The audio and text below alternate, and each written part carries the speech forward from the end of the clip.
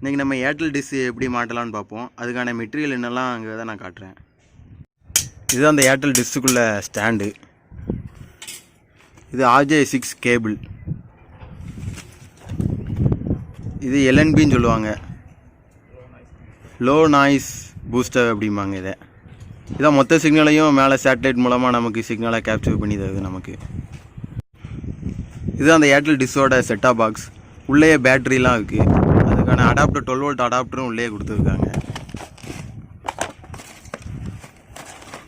இதாக 12 volt adapter.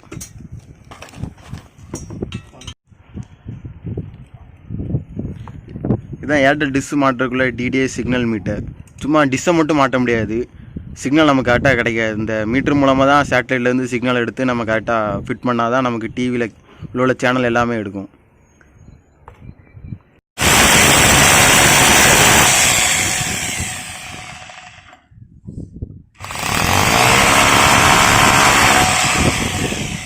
இப்போ இந்த ஸ்டாண்டை ஃபிட் பண்ணிட்டோம். அதை மிஷின் மூலமாக டைட் வைக்கும்.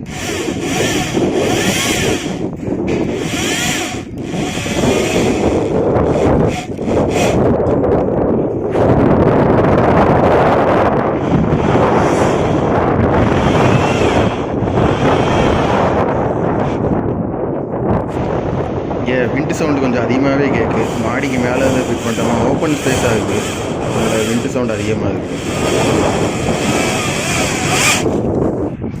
அடுத்து மேலே ஏர்டெல் தட்டை ஃபிட் பண்ணியாச்சு. இந்த LNBயும் அதில் ஃபிட் பண்ணியாச்சு. அடுத்தது சிக்னல் எடுக்க வேண்டியது. கேபிளை உள்ள லோட் பண்ணிவிட்டு சிக்னல் எடுக்க வேண்டியது. இப்போ RJ6 கேபிள் எண்டில் கனெக்டர் மாற்றியாச்சு. ரெண்டுலேயும் கனெக்டர் இதே மாதிரி மாட்டோம். இந்த கனெக்டரை LNBயில் மாட்டிட்டோம். இந்த இன்னொரு ரெண்டை வந்து இந்த மீட்டரில் மாட்டிட்டோம். இப்போ சிக்னல் எடுக்க போகிறோம். இப்போ சிக்னல் கிடைக்கிறதுக்கு ஏற்றாப்புல இந்த டிஷ்ஷோட தட்டை வந்து நம்ம மூவ் பண்ணணும். அப்போ தான் கரெக்டாக நம்ம ஆங்கிள் கிடைக்கும். அதில்